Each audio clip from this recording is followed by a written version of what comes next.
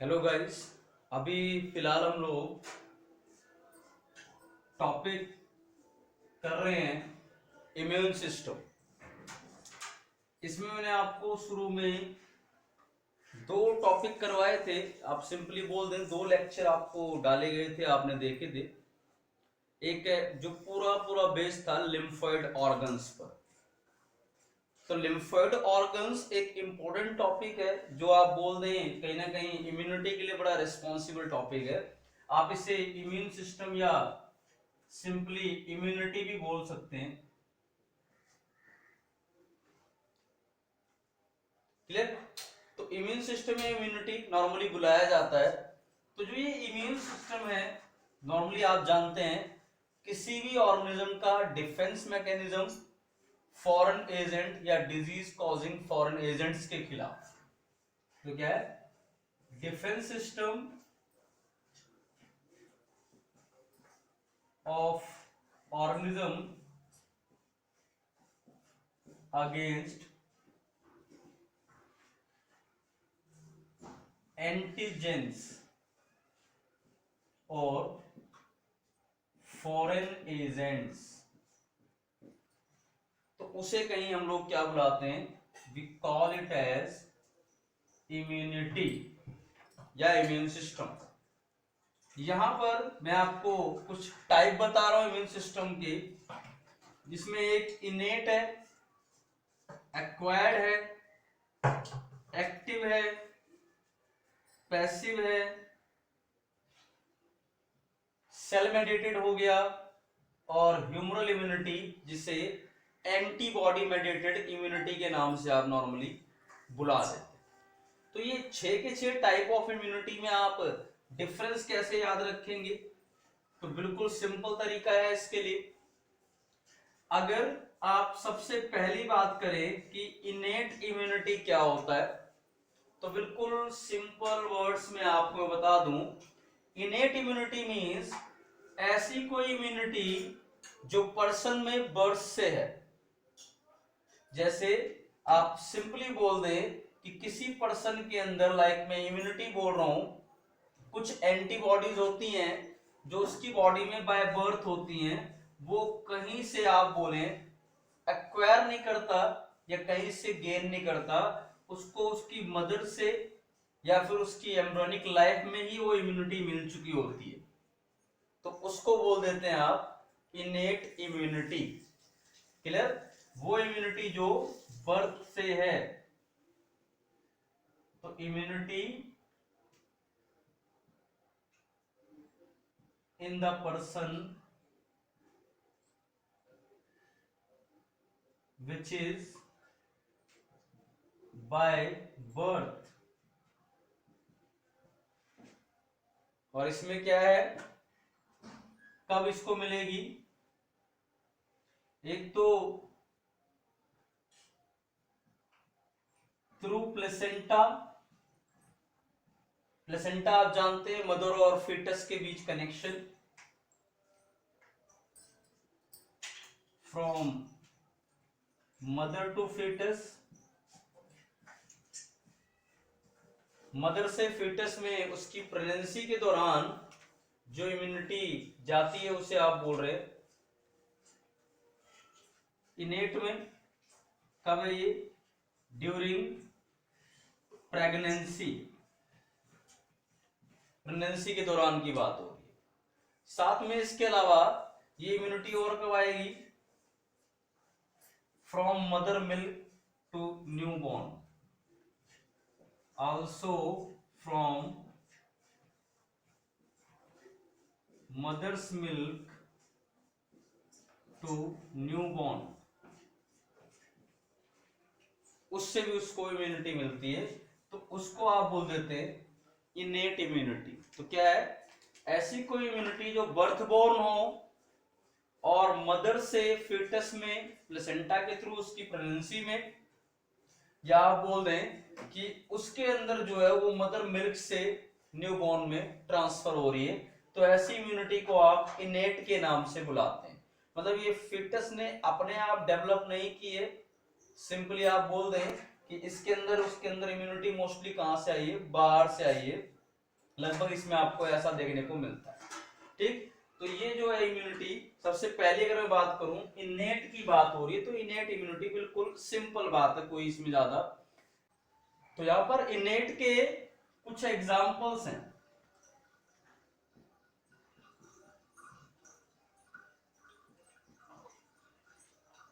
तो innate immunity के कुछ एग्जांपल में आप बिल्कुल सिंपली ध्यान रख सकते हैं। एक मैं आपको एग्जांपल बता दूं, एक होता है जो बर्थ के साथ प्रेजेंट है, एक एंटीबॉडी होती है उसका नाम है IgG,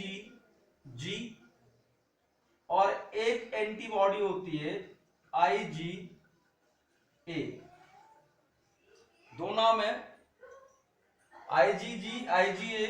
इसे आप सिंपली इम्यूनोग्लोबुलिन G या एंटीबॉडी G बुलाते हैं। दूसरा ये है, इसे आप वही इम्यूनोग्लोबुलिन A या फिर एंटीबॉडी A के नाम से बुलाते हैं। तो दोनों में क्या है कि इम्यूनोग्लोबुलिन G और A, तो इतना आप याद रख लें कि ये वाली एंटीबॉडी तो मदर से फीटस में ट्रांसफर होती है प्लेसेंटा के through, will transfer from mother to fetus through placenta। और अगर दूसरी इम्यूनिटी की बात करें आप, जिसमें मैं बोल रहा हूं IgA, जो कि इनेट का एग्जाम्पल है, तो इसमें आपको मिलेगा, इसमें मदर मिल्क से न्यूबॉर्न में it will transfer from mother milk to newborn। तो आपको इसमें ये इम्यूनिटी देखने को मिलेगी IgA की। अगर बात की जाए तो डेफिनेटली आप इसको इस नाम से बुला रहे हैं, that is simply you can say all about innate immunity.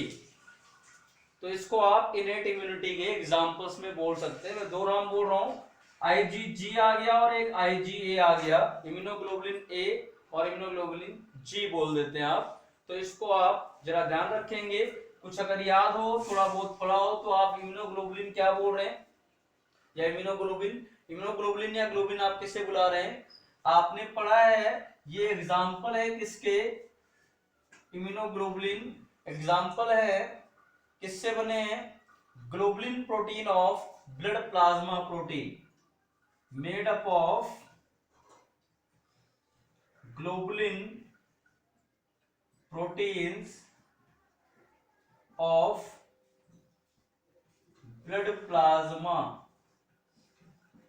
Blood plasma के ग्लोबुलिन प्रोटीन से ये बने हुए आपको मिलते हैं हमेशा।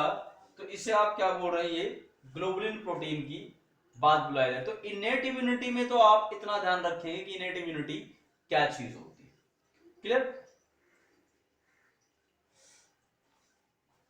उसके बाद इसके अंदर आप सिंपली आगे चले तो बात किसकी हो रही है, बात इसके अंदर करते हैं हम एक्वायर्ड इम्यूनिटी कि ऐसी भी इम्यूनिटी है जिसे आप बोल रहे हैं एक्वायर्ड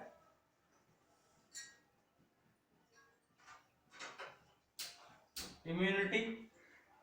कौन सी इम्यूनिटी है एक्वायर्ड?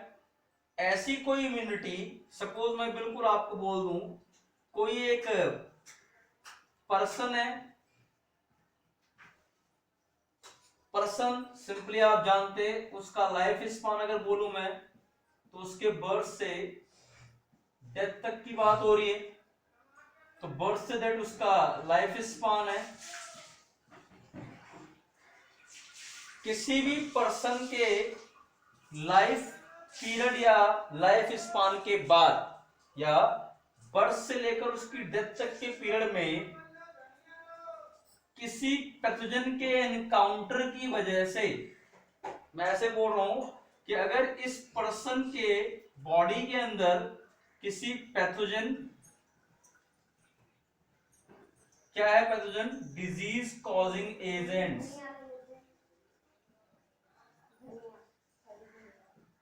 जो भी पैथोजन होंगे, डिजीज कॉजिंग एजेंट्स होंगे, वो डिजीज कॉजिंग एजेंट्स की वजह से जो भी इसकी बॉडी में एंट्री होगी बैक्टीरिया वगैरह की, उसकी वजह से इस पर्सन की बॉडी में जो डिफेंस तैयार होगा उसे आप एक्वायर्ड इम्यूनिटी बोल रहे हैं।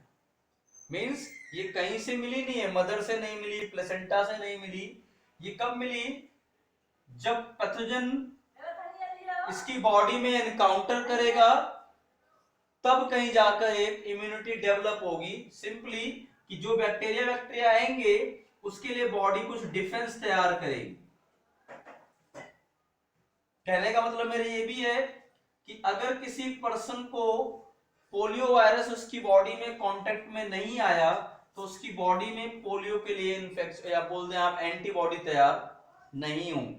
तो क्या है, जितने पैथोजन काउंटर करते जाएंगे बॉडी को, उतनी क्या बनती जाएंगी उसमें इम्यूनिटी है, एंटीबॉडीज। तो ऐसी इम्यूनिटी को क्या बुला रहे हैं आप? Acquired immunity. क्लियर?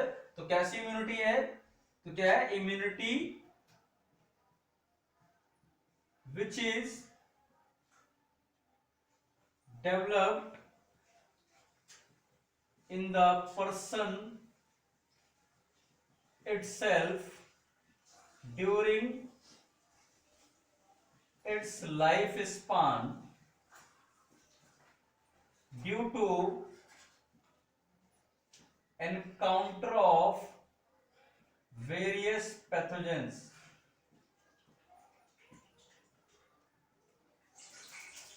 बॉडी में अलग अलग पैथोजन के एनकाउंटर की वजह से जो इम्यूनिटी होगी उसे आप एक्वायर्ड इम्यूनिटी के नाम से सिंपली बुला रहे हैं। आप उसे एक्वायर्ड इम्यूनिटी बोल दिया जाता है।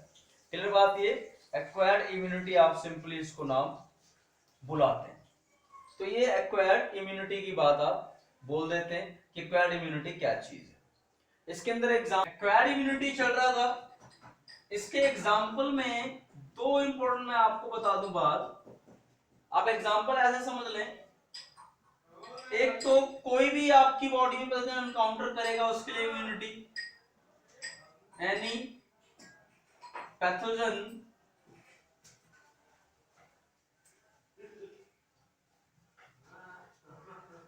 क्या due to any pathogen encounter from environment. अब ये कोई भी एग्जांपल ले सकते हैं। आपको अगर मान लो सपोज आपको बेस्ट जो भी आपका टेटनस का होता है, माइकोबैक्टीरियम टेटनी, उसने इन्फेक्शन कर दिया तो आपके पास इम्यूनिटी है। उसके बाद दूसरा एक होता है वैक्सीनेशन। वैक्सीनेशन आप जानते हैं वैक्सीनेशन क्या होता है, तो आप इसको वैक्सीनेशन सिंपली आप बोल रहे। उसके अलावा जो है इसी से लिंक एक टॉपिक है, उसे आप इम्यूनाइजेशन बोल रहे हैं। दो है वैक्सीनेशन और इम्यूनाइजेशन। तो आप इसको जो हम सिंपली अगर बोल दूं तो ये आर्टिफिशियल है क्योंकि इसमें ह्यूमन की इन्वॉल्वमेंट है। ये वाली कंडीशन नेचुरल थी कि अपने आप ही कोई पैथोजन आपकी बॉडी के कांटेक्ट में आया और उससे आपको ये एनवायरनमेंट से कांटेक्ट में आने की वजह से एंटीबॉडी वगैरह कुछ डेवलप हो गई तो उसे आप एक्वायर्ड बोल रहे हैं। वैक्सीनेशन और इम्यूनाइजेशन, इन दोनों को अगर बेसिकली समझा जाए तो इन दोनों टॉपिक में क्या इंपॉर्टेंट है, आप वैक्सीनेशन किसे समझते हैं और इम्यूनाइजेशन किसे समझते हैं। बिल्कुल सिंपल सी चीज है, आप इसको जरा ध्यान रख ले, रफली कभी डिटेल में इसके बारे में पढ़ें। वैक्सीनेशन क्या है और इम्यूनाइजेशन क्या है, आप इसको बिल्कुल छोटे से टॉपिक को समझें। क्या होता है वैक्सीनेशन? मींस अगर कोई पर्सन है, उस पर्सन के अंदर हमने बाहर से इंजेक्शन के थ्रू या ड्रॉप्स के थ्रू या किसी भी मेडिसिनल फॉर्म में बाहर से उस पर्सन के अंदर वीक या एटेन्यूएटेड लिखा रहता है। एटेन्यूएटेड मतलब होता है डेड पैथोजेंस को पर्सन में डाल दे। क्या बोल रहा हूं मैं, अगर बेटे एनवायरनमेंट से आपकी बॉडी में कोई इंफेक्शन लगता है तो वो स्ट्रॉन्ग पैथोजन होता है, मतलब वो आपकी बॉडी से अच्छा खासा लड़ेगा।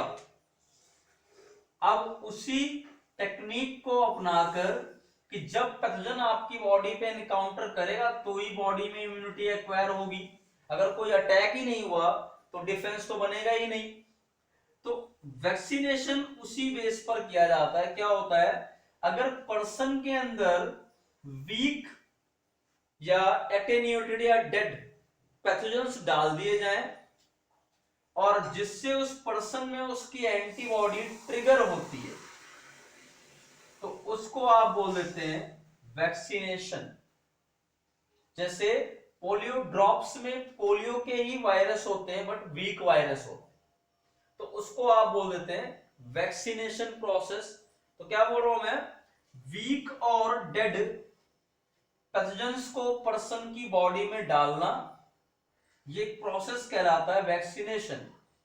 और उस वैक्सीनेशन की वजह से पर्सन की इम्यूनिटी का एक्टिवेट होकर डिफेंस बनाना, प्रोसेस नोन एज इम्यूनाइजेशन। क्या बोला जा रहा है, आप वैक्सीनेशन तो सिर्फ इतनी ही बात है कि वीक और डेड पैथोजेंस को डालना जिससे पर्सन की इम्यूनिटी एक्टिवेट हो। मिलनी सिर्फ इतना बोल दूं, वीक और डेड पैथोजेंस को डालना, और उस वीक और डेड पैथोजन की वजह से आपकी इम्यूनिटी जो एक्टिवेट होकर डिफेंस बनाएगी, उस प्रोसेस को क्या बुला रहे हैं आप, immunisation. Both are related terms, जरा इसको ध्यान रखिएगा। तो बिल्कुल सिंपल तौर पे अगर मैं बता दूं क्या बोल रहा हूं मैं, कि किसे आप वैक्सीनेशन बोल रहे हैं, तो सिंपली बिल्कुल ध्यान रखेंगे कि क्या है, तो क्या है, it is introduction of dead attenuated, dead बोल लीजिए, और weak pathogens in the person to activate its immunity against that particular pathogen। अब यहां पे कंफ्यूज ना करें, अगर आपने पोलियो के वायरस डाले हैं वैक्सीनेशन में तो ये नहीं है वो बैक्टीरिया के खिलाफ या टेटनस के खिलाफ डिफेंस बनाएगा, वो डिफेंस भी उसी के खिलाफ बनाएगा जो आपने डाला हुआ है। तो इतने को आप बोल रहे हैं, क्या नाम से बुलाया जा रहा है, इतनी प्रोसेस को आप सिंपली नाम बोल रहे हैं वैक्सीनेशन। और ये क्या है, due to vaccination activation of person's immunity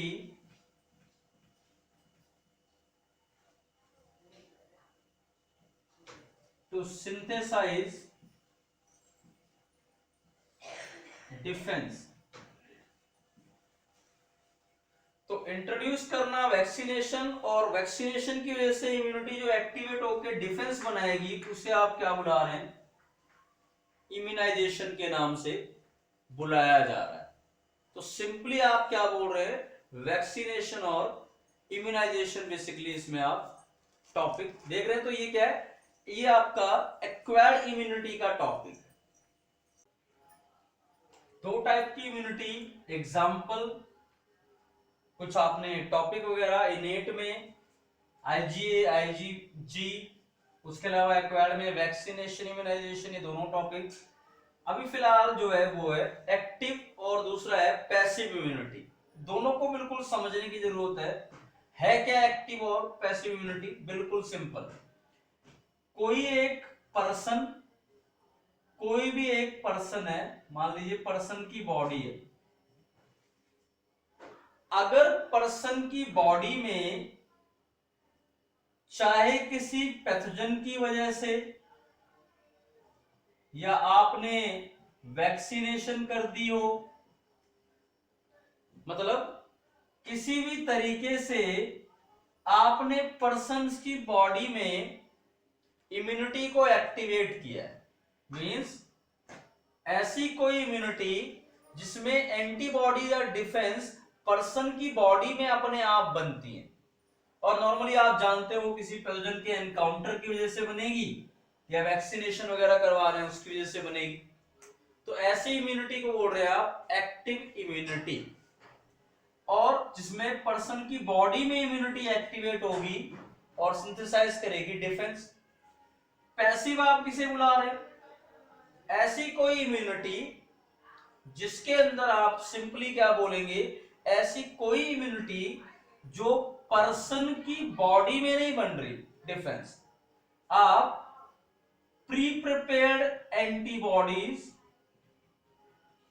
या प्री प्रिपेयर्ड डिफेंस और एंटीबॉडीज जो आपने बाहर एंटीबॉडीज बनाई हैं उनको डायरेक्टली पर्सन की बॉडी में डाल दे रहे हैं।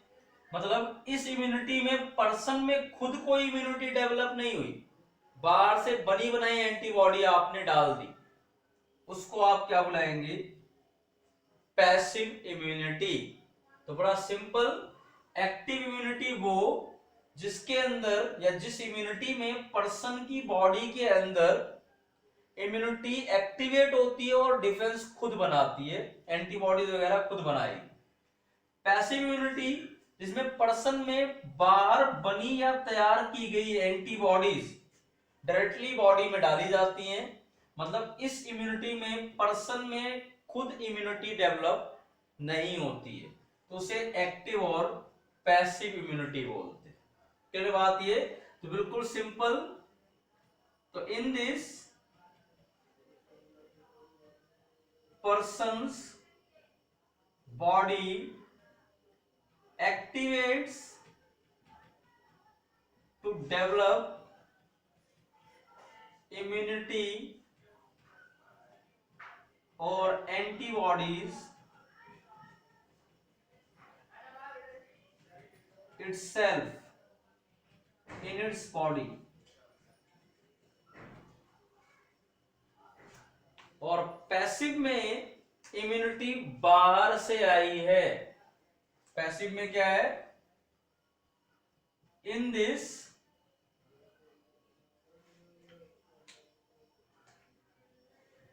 प्री प्रिपेयर्ड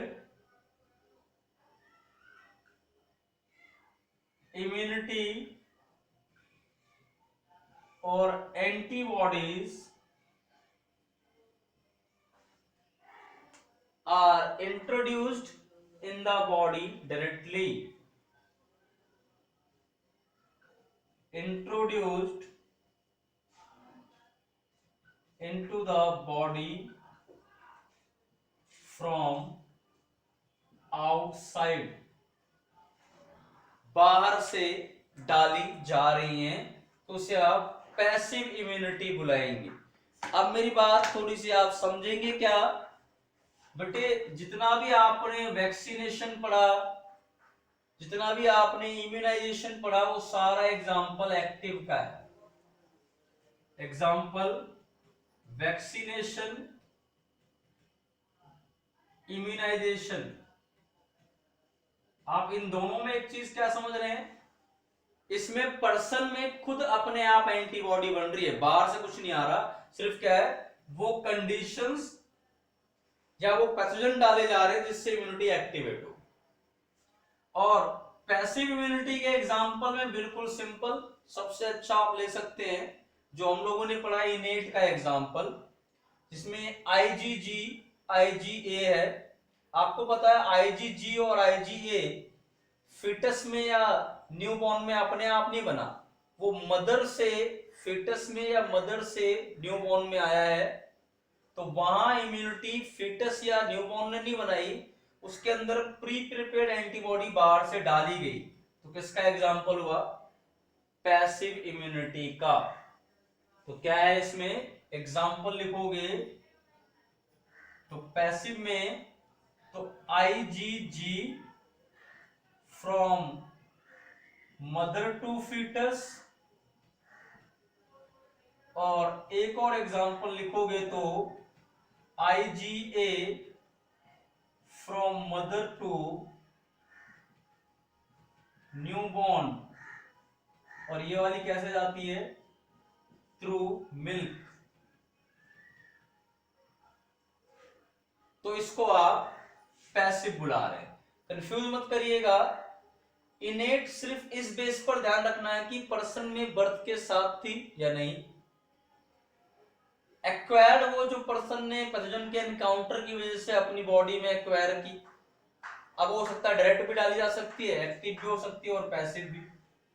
और एक्टिव और पैसिव इस बेस पर कि किसी भी तरह के एंटीबॉडी इम्यूनिटी हो, चाहे इनेट हो चाहे एक्वायर्ड हो, अगर उसके अंदर एंटीबॉडीज पर्सन में खुद बन रही हैं तो एक्टिव, अगर पर्सन में एंटीबॉडीज बाहर से डाली जा रही है तो पैसिव इम्यूनिटी बुला रहे हैं आप।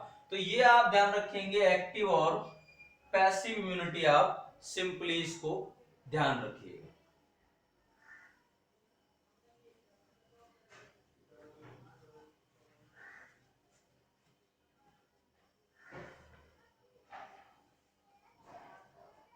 क्लियर। फिर इसके बाद इसके अंदर ये फिफ्थ टाइप की एंटीबॉडी जिसे मैंने कहा सेल मेडिएटेड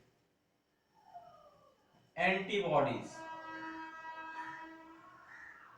या फिर सेल मेडिएटेड इम्यूनिटी CMI, और दूसरा है ह्यूमरल इम्यूनिटी, या फिर इसका दूसरा नाम भी बताया मैंने एंटीबॉडी मेडिएटेड इम्यूनिटी। इसको आप HI लिखते हैं या फिर AMI। अब इनमें बस दोनों में इतनी बात ध्यान रखनी है कि सेल मेडिएटेड इम्यूनिटी ऐसी कोई इम्यूनिटी जिसमें किसी तरह का एंटीबॉडी नहीं बनता, मतलब एंटीबॉडीज नहीं बनेगी, वो दूसरे तरीकों से डिफेंस करेंगे लेकिन एंटीबॉडी प्रोटीन सिंथेसाइज नहीं होंगी। Here in this no antibodies synthesise, और सेल मेडिएटेड इम्यूनिटी में कौन आता है, ऑल द T cells या T lymphocytes, WBCs के एग्जाम्पल। उसके बाद ह्यूमरल इम्यूनिटी क्या है, बहुत सिंपल, जिसमें एंटीबॉडी होगी।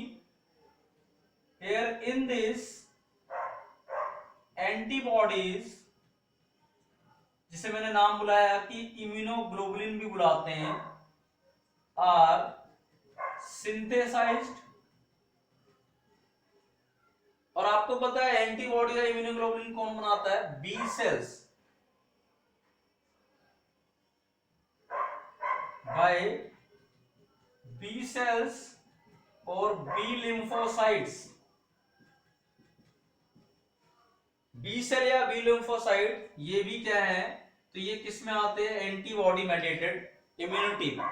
सिर्फ यहां इतना ही है कि सेल मेडिएटेड वाले में आप बोल रहे हैं एंटीबॉडी नहीं बनेगी, ह्यूमरल वाले में आप बोल रहे हैं एंटीबॉडी सिंथेसाइज होंगी। और सेल मेडिएटेड इम्यूनिटी जो होता है थोड़ा स्पेसिफिक होता है। मैं बिल्कुल बोल दूं, टी सेल्स में टाइप होते हैं टी मेमोरी सेल्स। कौन है टी मेमोरी सेल्स, जो किसी भी पैथोजन को, जो आपकी बॉडी में पैथोजन एनकाउंटर करेगा उसके लिए इंफॉर्मेशन रखते हैं या उसकी मेमोरी स्टोर करते हैं। क्यों करते हैं, ताकि वो जब दोबारा आए तो उसके खिलाफ जो मेमोरी स्टोर है उस बेस पर उसको डिफेंस किया जा सके। तो बिल्कुल सिंपली बोलूंगा मैं, बाकी इसको कभी डिटेल में पढ़ेंगे। क्या कर रहा है टी मेमोरी सेल्स, इसको जरा आप देख लें एक बार। तो यहां क्या बात बोली जा रही है कि टी मेमोरी सेल्स की स्पेशलिटी क्या है। क्या है? टी मेमोरी सेल एक टाइप है किसका? टी लिम्फोसाइट का। क्या करता है? कीप्स डाटा और memory of those pathogens who encounter body। क्यों डाटा रखने की जरूरत है? आपको पता है, अगर आपकी याददाश्त है कि भाई इसको आपने कहीं देखा है तो आपको उसको डिफेंड करने का तरीका भी पता हो। To better defence in the next encounters. पहले में तो समझ में नहीं आएगा, लेकिन अब पहले में आते ही डिफेंस बन गया, तो अब अगले एनकाउंटर हुए तो उसके लिए अच्छा डिफेंस बनाएगा। तो टी मेमोरी सेल का रोल है जो डाटा स्टोर करके रखता है। और आप एक चीज, सेल मेडिएटेड इम्यूनिटी, तो इसी का टाइप हो गया सेल मेडिएटेड इम्यूनिटी का। तो आप इतना याद रखेंगे सिर्फ इतनी बात कि जब कभी ऑर्गन ट्रांसप्लांट होता है, लाइक किसी किडनी किसी में लगाई गई, तो एक तरह से किसी और की किडनी अगर किसी में लगाई गई तो वो फॉरेन एजेंट है, तो उसके लिए टी मेमोरी सेल एक्टिवेट हो जाते हैं, डिफेंस बनाते हैं। तो इतना याद रखना, जब कभी ऑर्गन ट्रांसप्लांट होता है तो ट्रांसप्लांटेड ऑर्गन के खिलाफ ये वाली इम्यूनिटी एक्टिवेट ना हो, या बोलते हैं आप ट्रांसप्लांटेड ऑर्गन के खिलाफ कोई टी मेमोरी सेल्स एक्टिवेट ना हो, इसीलिए इस इम्यूनिटी को सप्रेस कर दिया जाता है या सप्रेशन में डाल दिया जाता है, इसको वीक कर दिया जाता है, ताकि जो ट्रांसप्लांटेड ऑर्गन है उसके खिलाफ कोई डिफेंस तैयार ना हो। बाकी आप कभी आगे पढ़ेंगे तो इसमें पता लगेगा क्यों ऐसा और किस तरह से होता है। तो क्या होता है, दिस इम्यूनिटी, इतना भी याद रख लें बस, suppressed during organ ट्रांसप्लांटेशन। और ऑर्गन ट्रांसप्लांटेशन को आप बड़े शॉर्ट वर्ड में बोल देते हैं ग्राफ्टिंग। तो इस ग्राफ्टिंग के दौरान सेल मेडिएटेड इम्यूनिटी को क्या किया जाता है? सप्रेस किया जाता है। तो these all are types of various types of immunity या immune defenses। तो आपको पता होना चाहिए innate कौन, acquired कौन, active कौन, passive कौन, cell mediated कौन, देन उसके बाद आपका जो है ह्यूमरल इम्यूनिटी कौन। और ये टॉपिक्स आपके इनमें से जरूर क्वेश्चन आते हैं आपके किसी भी एग्जाम। होपफुली ये पूरा टॉपिक आपको समझ में आया होगा, और उसके बाद इसके अंदर अगले लेक्चर में फिर आगे पढ़ेंगे इम्यूनिटी के बारे में। क्लियर? आप प्लीज पढ़ते रहिए और ध्यान रखिए।